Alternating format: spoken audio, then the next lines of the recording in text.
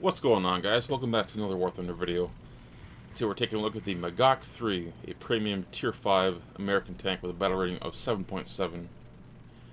This was introduced in patch 1.77, and it's kind of gotten an underwhelming response from the community. Essentially what this tank is it's an M48 A4, which is an M48 chassis with an M60 turret. And as such, you also get the M60 gun, the 105mm L7, the American version of it. And this is a little bit controversial because every source that I've found has referred to this gun as the British 105 L7. Now that gets into some sticky territory because the British L7 only comes with APDS and HESH. Whereas the American 105 L7 comes with Heat FS, APDS, HESH, and smoke. And if you look at other vehicles that have the British 105 L7, the Centurion Mark 10, and Vickers main battle tank, those are all 7.0 battle rating. It's entirely possible that if enough people find resources that specify the British version of this gun being on Magach, that this could get a battle rating reduction as low as 6.7 at some point. The reason I say 6.7 is the Centurion Mark 10 has better armor than the Magach 3, and it has a stabilizer. And I don't think that a non-stabilized gun with this weak of a turret would really be at 7.0. But again, this is all hypothetical. We don't know for a fact what ammo types this would have had in real life. At least I haven't been able to find that and get enough sources to offer a bug report to Gaijin, so we'll see. In the meantime, let's just assume that it's going to be 7.7 with the current loadout of ammo types. Heat FS is relatively reliable for me. I can't say the same about the 90mm Heat FS that is on the M48A1. So the 105mm Heat FS is pretty good. I will show an instance a little bit later in the video where the Heat FS does let me down. APDS is good, but I find Heat FS to be more reliable, both in post-penetration damage as well as the ability to penetrate the armor of just about everything that I face. I don't use HESH very often, normally because very few tanks are particularly susceptible to HESH. The Leopard is probably the one vehicle that is above all susceptible to HESH. And smoke, I do usually take anywhere from 3 to 5 shells with me, just because some maps you might have a gap where you can be sniped, like on Poland for example. While they did fix part of Poland, it didn't fix it entirely, so sometimes firing a couple smoke shells will help mask your presence as well as your presence of your allies, so you can get across the field and into cover. Don't mind that little wiggle of the mouse. That I've been having some problems with my mouse recently, where the mouse just stops tracking for some reason, and I've cleaned it, and that's helped, but it's not gotten rid of the situation completely. So I'm contemplating buying a new mouse. It's kind of a problem when you're playing tanks or even aircraft, where your mouse just doesn't do anything. You're like, come on. Now, before we get too much further into the video, I want to talk about the value of this tank, because it's $50 US right now. It's hard to say, yeah, this tank is absolutely worth $50, because I think part of the issue is what people expect of this vehicle. And I think another issue is people have come to expect a very good tank for this kind of money. People think of the T-29, the SLA Tiger II, the IS-6, the STR-V81, at all of those at Tier 4, all of those at $40, all relative to their BR are very good tanks. The Magach 3 is a good tank relative to its BR, and really nothing more. At its BR, I would give this a 7 out of 10. Not bad, Not great. Just good. It's very easy to say that you're better off to talisman your M60, your M103, your M47, your M48A1, or virtually any other thing at Tier 5, and you could save yourself some money. And this is definitely the case for some people, but not, of course, everyone. You know, if the best tank you have is the M24 Chappie, you're not going to have access to those other tanks. In which case, something like this would be a very attractive vehicle to pick up. Of course, the downside of this sort of situation is that you're going to have a 7.7 premium tank in your lineup with no backups. You want to have another 7.7 to take out when you die, and you will die in this thing because its armor, well, it's okay. It's nothing sensational. A lot of the vehicles you face will have heat FS, and frankly, even a lot of the APCBC shells will be able to penetrate the turret armor on this thing. As it's just an M60 turret. You know, it's nothing special. The one thing I like about this particular turret is that it has a shorter cupola, so you're less likely to get penned through that area. Of course, the downside is that your turret itself isn't that very strong, so you notice that's kill assist number 4 for me. I didn't show the Leopard kill assist. This thing is a kill assist machine. When you're firing Heat FS or even APDS, you're going to get a lot of kill assists, as it's almost impossible to one-shot everything. Not everything has a large, easy-to-shoot ammo rack, and of course not every ammo rack actually detonates upon being hit with Heat FS. I come over here to engage whatever is over here. It turns out it's the Yag Tiger. Now I aim at the upper plate, intending to take out the driver, the gunner, and the loader all in one shot. And of course the Heat FS fails me here, as it only gets the driver. He was still turning, and I get absolutely wrecked. Yeah, you're not going to survive a Yag Tiger. I'm sorry. I would venture to say you won't even survive a T-34-85 sometimes.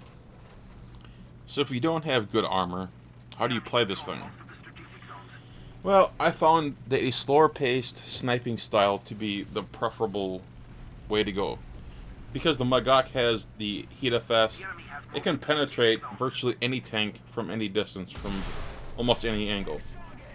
It has no problems with vehicles at 7.0, 7.7, generally speaking. The only tank that I've encountered issues with is the IS-4M. The spaced armor, the multiple layers of turret armor, the incredibly thick frontal armor, it's a very difficult tank to take on with Heat FS. So you have to kind of whittle away at it, take out its gun barrel, flank it if necessary, and just eventually take it out. You may have to go around to the backside and light it on fire or something, because it's a tough tank to take on. And then of course, one of the issues you have with this thing is revenge bombers. You don't have a very good 50 cal, and that was like perfect. My God, look at that fireball.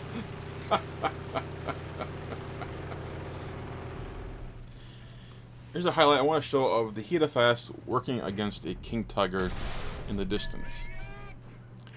He's basically a broadside over this hill. He's got his engine knocked out. I'm just going to pump him full of Heat FS. I have found after this engagement that the M48A1 to be a more reliable sniping tank against certain vehicles like this. He's broadside. The fact that the 90mm Heat FS is terrible, but the APCBC shell is amazing. The penetration value sucks. I'll be the first to admit that.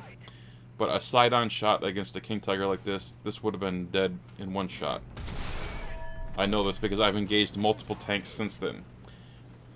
Because despite me working on this video and having the Magach in my lineup, there have been multiple times where I have actually had to make a hard decision. Do I actually take the Magach for the review, or do I actually take the arguably better tank for the particular map and take the M48A1, which I have fully upgraded and is on some maps, the better option. It's faster, which allows for better flanking. It's got the APCBC shell, which is excellent for flanking. It has arguably better turret armor. And on the backside, you notice the engine deck, it's raised. That isn't an issue on the M48A1. It is a problem with the Magach and the M60. If you have an enemy on your tail and you're on equal ground, you cannot defend yourself. Your gun will not depress. You'll be firing above your enemy. And that has gotten me killed once against an SPA. The vehicle took out my engine, so I couldn't traverse my hull, and I couldn't get my gun down to kill the guy. Recognize him? That was the King Tiger guy that I just sniped a minute ago.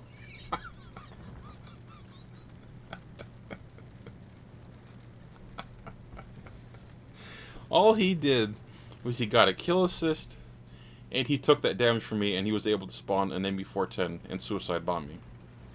Nice. The enemy has most of the strategic zones. Next, we find ourselves on Berlin. This is a match where we face mostly the Russians and Germans. I switched over to APDS to see how it was going to perform. Of course, the first tank is not much of a challenge. Poor little guy. Why would you be bringing that into this matchmaking? That's a bit memey. APDS has no problems with that. It wouldn't surprise me if smoke would have penned that thing. I push up to just outside the spawn to see what's coming, and I see a pretty nasty looking tank, an IS-3. Try shooting the side of the turret with the APDS, and I thought, no, let's just go with the heat FS. We know that'll pen. Get the range down, 400 meters, one shot right through the upper plate. Easy mode with heat FS is absolutely the easy way to go with this thing, as with most vehicles. When in doubt, use heat FS. Heat FS is kind of the equivalent of premium ammo from World of Tanks. It just goes through everything. I could tell that there's something back there. I can't get enough of him to shoot at him, so I'd drop artillery in the relative vicinity, but I'm not 100% sure that's going to hit.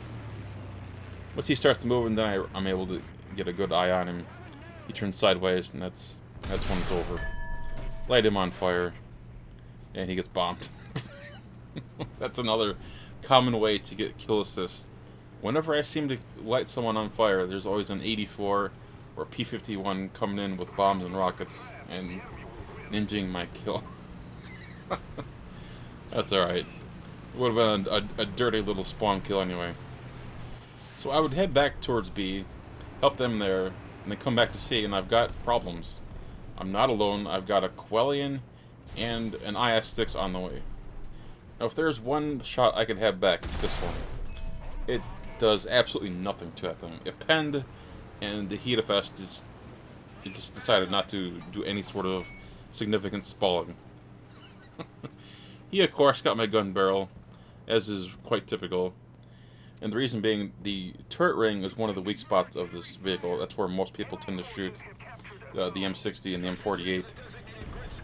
And because it's so easy to hit the gun barrel by aiming at or near the turret ring, you're going to get your gun barrel knocked out quite often. So I pull back and repair. Surprisingly, the Quellian didn't push me. IS-6 returns fire, bounces. I push him, but he retreats far enough. I wasn't able to reload my gun quite quick enough. Tried to get his track, but no dice. Here comes the Quellian. I hate these damn things. Using just APDS, I don't feel like this is really necessary to use heat FS on this guy. I'd rather save heat FS if absolutely necessary for the IS-6. APDS takes him out, and I've got support coming from Bravo. They've abandoned Bravo, and now the enemy team's getting it. That's okay, because they're coming back to help me. They're gonna shoot the IS-6 right in the backside, taking out his gun breech. So I push him. I got my APDS, and I shoot the gun barrel just to make sure that he's out. I am for the left side of the turret, trying to get the loader I suspected that the gunner was down, but no, it didn't even pen. Push him some more. Get nice and close. Yeah, can't miss that shot. Take him down. Recap Charlie. Then we would head back to Bravo, and we would secure the victory. In our last match, we find ourselves on Tunisia. I've been getting this map quite a bit recently, and it's great because this just so happens to be one of my favorite maps. I contemplate getting into a sniping position, but I'm not a huge fan of this particular area. It's been remodeled a few times, and I don't have great view of everything. So I decided to push in and head towards those rocks in between B and C. And then this guy reappears, take him out. RE-251 down. First strike. Oh, thank God it's got hull break. It's so much easier to kill these things with Heat FS now. APDS, I have not had great success with hull breaking the RUs, but Heat FS, very reliable. And is again why I primarily use Heat FS with this vehicle. As I push into the rocks, I look across the water and I see a M48. Take him out. Well, actually, I light him on fire, and my teammate down there in the water takes him out from the side shot. After eliminating the Patton, I head down towards the bridge because people were pinging down here, and I figured there was an enemy. Instead, I get shot in the back by a leopard. Because I'm at an incline, I'm able to turn my turret around and actually return fire for once. If this had been on level ground, I likely would have burned up, because I don't think that M60 did quite enough damage to that Leo. I probably would have been killed. So I got quite lucky the fact that I was on this incline at this particular moment. I would head back towards B because we were losing it, and there was, I believe, a T-54 over there. I hit him once, my second two shots missed, and I just decided to leave because my teammates were capping it. Now they're losing it, and now we're losing C, so I decided to head back to C because we need to get this. I can see a tank over here, and there's another tank to the right of the, right there. You can see in between the archway. I can't get a shot on him because these rocks are just a little bit too tall.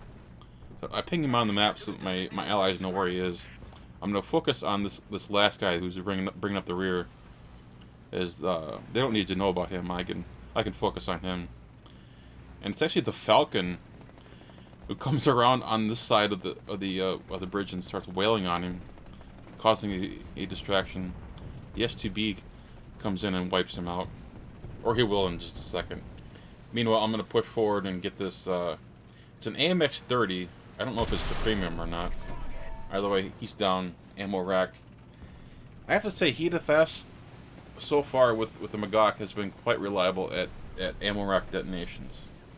Whether it's the AMX-30s, the Leopards, Tigers, it's pretty reliable.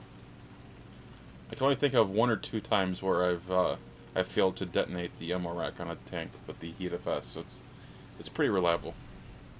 So several minutes would pass, and as is normal, there aren't that many tanks left, and I would eventually find a Tiger 2 in this little area of the map and shoot him right in the side. Just a little bit too high for the ammo rack, but it got the turret crew, and it definitely damaged the cannon breech. And he quickly just rolls out of sight. I had no idea where this guy ended up going. The enemy team makes a nice little push though at Bravo. It's a T-54-100 that's engaging, as you can probably hear, the Falcon. And Falcon goes down. Mark the map where the Tiger 2 is, and decided to head down into B because we got to eliminate this this T-44-100.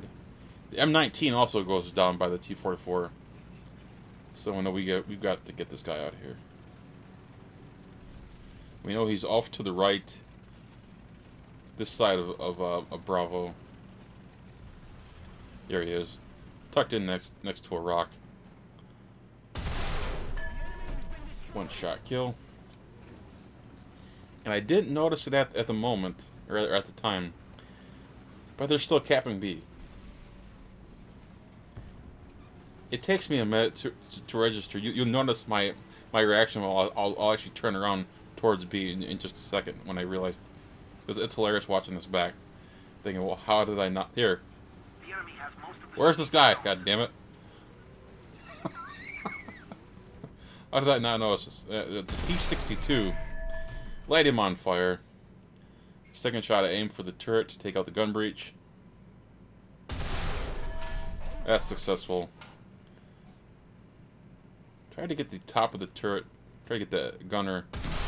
No. No dice. Wait for him to rotate his turret. There we go. That would be kill number 5 on the match. That would be my first ace game that didn't involve any sort of spawn camping or spawn killing. Because there are certain maps where you just basically hold down W and you find yourself right in the spawn. Kind of like Normandy can be. That T-62 player that I killed, he would come back in a backup T-62 and kill me. And but it was too little too late for him, as we would eventually get all the caps and pull out another victory.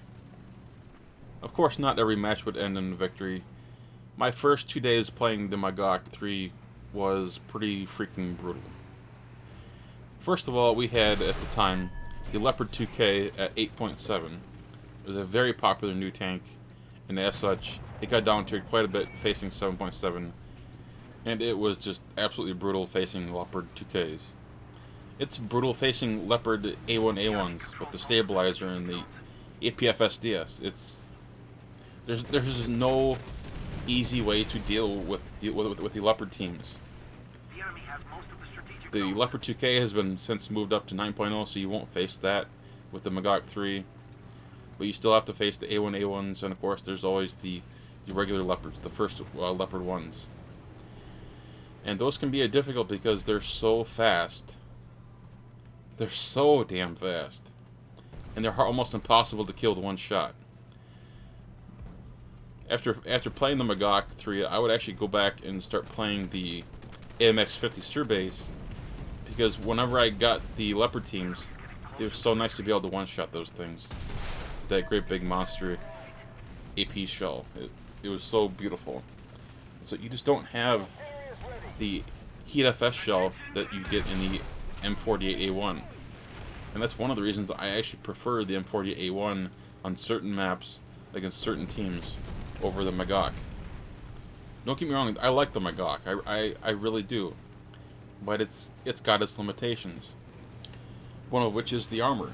And one of the common complaints people have had is, why doesn't the Magach 3 have ERA? The Blazer ERA that it had in real life, or at least some of the Magach 3s did. And the interesting thing is, Gaijin actually responded to this question on the forums. It was kind of surprising because Gaijin seems to have basically on a principle that if a tank has ERA armor, explosive reactive armor, then that means it has to be a tier 6 tank. I don't understand why they feel this way, but they do. And as such, they will not put in a tier 6 premium, because they have never felt you should be able to buy your way into top tier. Of course, the problem with that is top tier does not equal top BR. Meaning you can't just buy your way into the Abrams. You have to grind 100 tanks or whatever it is in the American Tech Tree to get the Abrams. You can't literally just buy your way in. So I've never been completely sold on the you can't have a top tier premium tank because of that reason. But whatever. The ERA thing, as far as ERA being on principle, meaning a tier 6, I don't agree with that idea either. I don't think it has anything to do with TR or with the tier. It should be about the battle rating. If you take the current Magach 3 at ERA and put it at 8.0, I don't think that would be a problem. I think 8.3 might be a little bit of a stretch. The problem with ERA is it's a bit overhyped, I think. ERA versus Heat FS is very good. ERA versus Heat is very good. But as you go up in BR, there are so many of these tanks that have APF-SDS. And in my experience, ERA just does almost nothing against those sorts of shells, APFSDS. Heat FS, yes, but not APFSDS. That's such a powerful kinetic energy that it just can't cope with it. Now, the other modification I've heard people ask for is smoke shells. And if you remember on the initial dev blog when the Magach was announced, the vehicle shown in the screenshots had smoke launchers. Now, for whatever reason, they decided to remove those. They claimed that there was a mistake in adding them. I don't know if it's because it was not historically added on the Magach 3, or if it was because they didn't want the Magach 3 to be better than the M48A1 and the M60 that were in the tech tree and were free, or just what the issue was. I know the smoke launchers were on the Magach 6. I haven't been able to personally confirm their presence on an actual Magach 3. If you can find documentation that proves that smoke launchers were on the Magach 3, then I would recommend submitting that information to Gaijin on the forums. And maybe one day we can get the smoke launchers on the Magach 3. Frankly, I wouldn't mind seeing another 50 cal added to this. The Magach has two 7.62mm machine guns, one in the turret, one on top of the turret as a coaxial.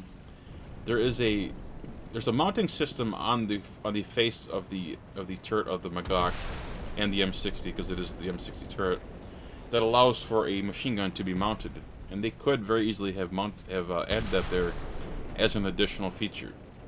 You know, just to make the Magach a little bit more unique in what it can do and what it looks like. Because the tank we have in game it doesn't really stand out. The free camouflage that you get if you pre-ordered it, it's not anything special. The camo you saw me using the entire video, this was a free downloadable one that was created by a user. It feels far more like what an Israeli tank would have looked like, as opposed to that weird looking concoction that they came up with, you know, the late war winter camo or whatever it is. It wasn't anything too special. I honestly prefer this one. Well, that's just my opinion. I hope today's video has offered you some insight as to what this tank's good at and what it's not so good at. The price tag of $50 is pretty steep, but that's going to be the price tag of all Tier 5 vehicles, I would imagine, as Tier 5 premiums have the ability to help you grind with maximum efficiency all 6 tiers of vehicles. Anyway guys, I hope you all enjoyed this video. If you did, click that thumbs up button. And of course, if you're new to the channel, please subscribe. Take care guys.